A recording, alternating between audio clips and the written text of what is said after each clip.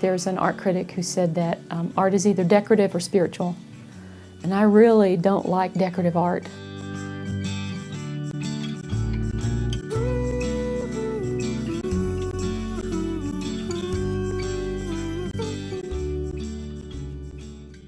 I have a quote at the top of my easel. It's Leonardo da Vinci, and it says, where the spirit is not involved with the hands, there is no art. So if there's not some heart in it, if there's not some depth to it and some meaning, even if it's a floral, you know, that has meaning to me. These pieces that have white over the colors are about history. It's about having a personal history that maybe isn't real visible to you. But my personal history affects the way I behave and who I am. So these flowers have a history on that page that you have a hint about, but you don't really know what it is.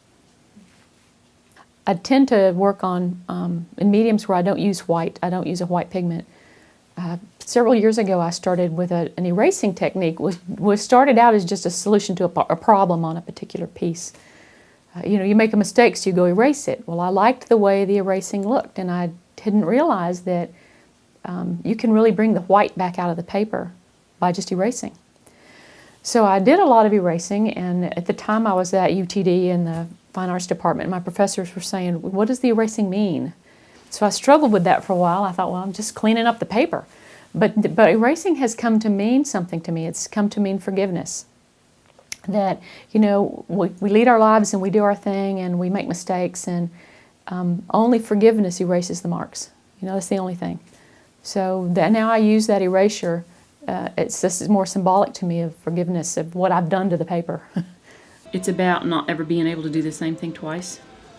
Mm-hmm. You know, you can try to go back over the lines exactly, but you're never going to go back over the lines exactly. There's going to be that space. And I think that space is important. So I erase where the spaces show up. I'm really not somebody who wants to build a body of work that's 40 or 50 pieces that are similar. I tend to do 2 or 3 pieces and maybe a series of 5 and possibly 10, but because it changes all the time, I don't know that a gallery would be appropriate for me. I don't do it to make a living. I give away everything. I mean, two or three things people have insisted on paying me for, but I really believe that this is a gift that I've been given to benefit others, and it's a great joy for me.